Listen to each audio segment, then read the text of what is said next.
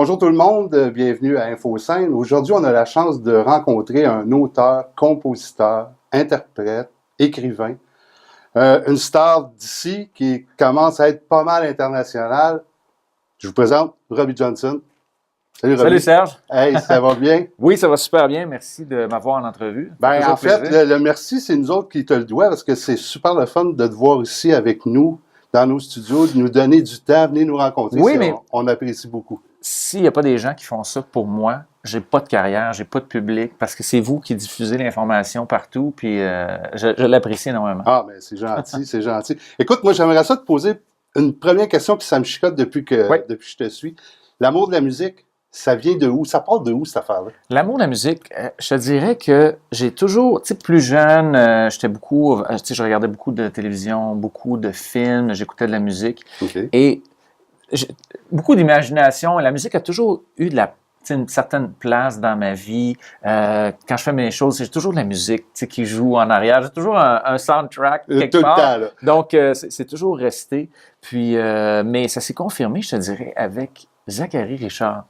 Que j'adore aussi. Que l'album Cap enragé, que j'ai offert à mon beau-père à ses 43 ans. Et je suis tombé en amour avec cet album-là et je l'ai chanté et rechanté. Et ça a commencé comme ça. Ensuite, c'est ça, j'ai comme redécouvert Garth Brooks, parce que je le connaissais déjà. Mais là, je l'ai redécouvert et là, ça a été, c'est là que ça... Oui. C'est là que la passion a commencé. Parce que on sait que ta carrière a débuté... ton épouse, Pierre-Anne, t'a offert un beau cadeau à un moment donné, et puis ça a parti de là. Oui, le pire cadeau de Noël à vie. Le pire cadeau de Noël. Oui. Ah oui, ça n'avait aucun sens. Quand j'ai reçu ça, je l'ai reçu avant Noël, à la fête de ma belle-mère. On est en décembre, tu sais, puis elle a ses cadeaux. Et à un moment donné, il m'approche une enveloppe, et là, tout le monde, il me filme. Puis je dis, voyons, qu'est-ce qui se passe? C'est quoi, qu'on a gagné le gros lot? Ouais. Et là, il était tout le sourire, tout content. Et moi, j'ouvre ça, je suis comme, une session d'enregistrement en studio avec des musiciens d'Éric Lapointe, puis des affaires. Puis je dis, qu'est-ce que c'est ça? Je faisais semblant d'être content. Okay. Ça me disait vraiment rien. Ah, sérieux, du tout. Je me voyais pas chanteur, je me voyais pas artiste, malgré que je composais des chansons, je chantais tout le temps. C'était vraiment enfoui à l'intérieur de moi. Je sais pas si c'est parce que ça me faisait peur ou que je voulais pas... parce que c'est un grand pas là, de dire, OK, moi, je décide d'être un chanteur, un artiste, puis de faire le pas, puis d'avancer dans ça. Tu sais, faut quand même... faut y croire beaucoup. Faut y croire. Ben oui, faut y croire beaucoup. C'est sûr. Et, mais c'est ça, elle m'a offert ça. Je suis allé en studio, j'ai fait cette chanson-là, une chanson que j'avais composée, I'll Be There, Rockin' and Rollin', une chanson country rock. Et ça m'a fait du bien. Okay. Puis c'est la petite poussée qui me prenait pour... Fait que là, ce cadeau-là, finalement, est devenu merveilleux. Ça regarde aujourd'hui. Oui, le cadeau, vraiment, ça a changé ma vie. On a mis ça en ligne. Des gens de Nashville qui ont commencé à communiquer avec moi. Tom Roach, qui s'occupe des Osmond, la grande famille Osmond aux États-Unis, qui sont très, très populaires là-bas, ont commencé à communiquer avec moi via Facebook. Ah, ouais. Et là, m'a mis en contact avec Jimmy Nichols, qui travaille avec Faith Hill. Ben oui, c'était ma prochaine question. C'est comme ça que c'était Carrie Underwood. Donc, c'était vraiment fou. On y croyait pas. J'étais encore représentant sur la route. Je faisais des allers-retours Nashville. Et il y a une journée, j'ai rencontré Jim Catino de Sony Music qui m'expliquait, tu sais, Robbie, j'avais déjà trouvé mon nom d'artiste et tout. Et il dit, nous, on va t'aider si tu le fais pour de vrai. Tu sais, si tu viens ici comme tu fais en ce moment, une fin de semaine ici, une autre longue fin de semaine un peu plus loin, on t'aidera pas. Mais il faut que tu déménages ici pour qu'on t'aide. Il faut qu'on voit que tu veux le faire. Tu veux pas l'essayer, tu veux vraiment le faire à 100%. Donc là, on a pris une décision de... On plie bagage, puis on s'en va à Nashville.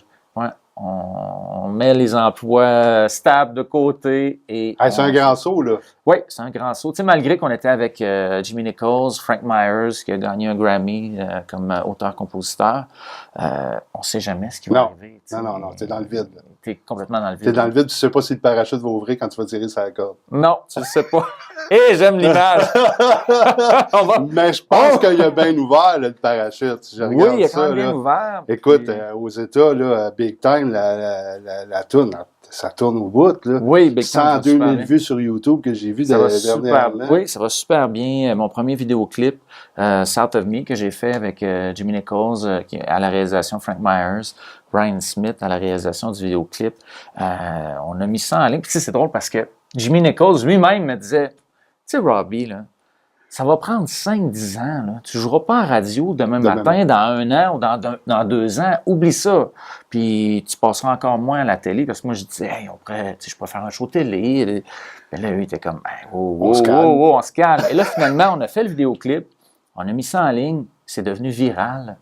C'est monté, 100 000, 200 000, 1 million, 2. Là, ma chanson a joué dans les radios. J'ai eu un top 18. Et j'ai fait le Late Show de David Letterman en dedans d'1 an. C'est pas pire, ça? Ouais, c'était quand même un matin, t'es pas là, puis le lendemain, tu te reviens d'abord, puis t'es c'était à ce show-là. Assez particulier. Les marches étaient toujours gigantesques parce que, justement, j'étais représentant des ventes. Je chantais pas dans les bars, j'avais aucune expérience de scène, zéro. Oui, je chantais tout le temps, mais c'est pas pareil. Ah ouais, non, c'est pas pareil. Chanter avec un drum là, qui te pousse dedans. Ouais, les grosses guitares, les gros amplis dans les oreilles. Non, c'est pas la même chose. C'est pas la même game. Ouais. Là, cet automne, t'as reparti de plus belle. Un album en français. Oui. Un livre. Oui. On parle d'album en français au début. Okay. Comment le public réagit à ça? Comment ils prennent ça? Super bien. Okay. Super bien. Les gens, ils réagissent super bien. J'ai fait un mini-spectacle, version acoustique. C'était un concours dans une radio, gagner un spectacle acoustique avec Robbie. Donc, il n'y avait vraiment pas beaucoup de gens. C'était très intime. Et je commençais mes chansons en français. Et les gens criaient. Ils étaient contents. Puis, wow! Oui, la réaction est super bonne. Les gens connaissent les paroles déjà. Et c'est pour ça que je voulais faire ça. Je voulais, tu sais, ce que je vis aux États-Unis quand je commence à chanter mes chansons et que je vois les gens qui chantent avec moi, qui comprennent tout le sens de la chanson, qui se mettent à rire quand dans la chanson, c'est drôle, tu sais, c'est vraiment quelque chose, on connecte vraiment avec le public. Je voulais vivre la même chose ici. Okay. Donc, c'est pour ça l'album en français. Aussi parce que je suis fier de ma langue, je ne l'ai jamais renié. Au contraire, je chante en anglais, même aux États-Unis, en français, même aux États-Unis. Okay. Oui, même aux États-Unis, j'ai adapté The Dance de Garth Brooks en français. Okay. Et c'est ça, je voulais vivre ça, cette connexion-là, et je l'ai vécu dans le mini-spectacle. Ça m'a confirmé que j'avais raison. Mais là, il va y avoir des spectacles en français, là, des gros shows, là. Avec les ça va être avec tout le kit. Ça va être je dirais que ça va être un mélange de mon matériel en anglais, mon matériel en français. Je fais toujours des spectacles pour que les gens aient du plaisir. OK, cool. Donc, ce ne sera pas... juste en français. Juste en français. Ben non, pas question qu'ils n'auront pas de plaisir s'il n'y a pas de chansons en anglais. Non, mais ils te connaissent dans les deux langues aussi. Oui, c'est ça. Les Québécois, ils suivent autant en anglais qu'en français. Ils ont des attentes. Ils veulent entendre Big Time, ils veulent entendre Don't Look Back, South of Me, ils veulent entendre mes succès aussi. Donc, ça va être un mélange des deux. C'est le fun. Puis le livre? Le livre, premièrement, comment ça se fait que tu as décidé d'écrire un livre? Mais il y a tellement, tu sais, je raconte mon histoire, les gens disent, ça n'a pas de sens ton histoire, les rebondissements. Faut que tu mettes ça par écrit. Faut que tu l'écrives, ton passé, tu aurais pu décider dans la vie de rien faire, d'avoir un petit emploi bien ordinaire, de jamais vouloir plus. Né pour un petit pain dans le fond. Ouais. Mais au contraire, je me suis servi de ça pour foncer, toute la résilience que j'ai acquise dans mon enfance. Mais là, je m'en sers aujourd'hui à Nashville pour percer là-bas, pour avancer. Et c'est ce qu'il me disait, et c'est pour ça que j'avais le goût de faire un livre. Puis aussi parce que un genre de rêve secret, c'est qu'il y ait un film qui aboutisse. Ah, ben oui, pourquoi pas? Une télésérie ou un film. Un film, pourquoi pas, avec Spielberg. Ça ferait de quoi de popper. Oui. Ça ferait de quoi de popper. Tu as fait le Salon du Livre en fin de semaine à Montréal. Oui. Ça a bien été, parce qu'il y a beaucoup de monde qui va au Salon du Livre. C'est incroyable. C'est drôle, mais je disais ça là-bas. Je pense que si j'avais déjà été au Salon du Livre de Montréal, j'aurais pas écrit de livre. Ah non? Il y en a tellement. Ah non, des auteurs. C'est incroyable la quantité de livres qu'il y a au Salon du Livre. Il y a tellement de choix et à chaque fois que quelqu'un arrivait avec mon livre, ça me touchait parce qu'il y a tellement de choix. Tu as sorti au travers de tout ça. Pourquoi le mien? C'est comme, wow, merci beaucoup. Non, c'était une super belle expérience. J'ai vraiment aimé ça. Là, on parle que ta carrière, c'est pas mal international. Les États-Unis, la France. Oui. Là, parle-moi de Together. Oui, Together! Together. En tout cas, il dit ça d'une façon complètement différente. Together, tous avec moi. Dans le fond, c'est un show qui a été fait à la BBC, All Together Now, qui était un succès majeur. C'est vraiment une compétition de chant, mais plus une compétition d'émotion. Okay. C'est pas tant le chant que, c'est le tout, dans le fond, ce que la personne dégage. Et on est sans jury. Ouais, c'est impressionnant. Ouais. Et le candidat se présente, il fait un petit texte et ensuite, il commence sa chanson. Et après 30-40 secondes, là, on peut appuyer sur le bouton, le buzzer, pour voter pour lui. Et en même temps, on se lève et on chante, on danse avec lui. Donc, il faut que le candidat nous donne le goût de se lever puis de triper avec lui. Donc, c'est vraiment ça le concept de l'émission. Et dépendamment de ton pointage sur 100, ben là, ça te donne ton classement.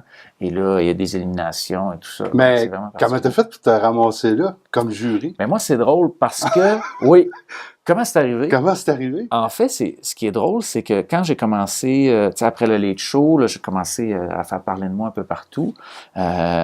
Et la France ont été les premiers à me faire des offres pour faire quelque chose en français.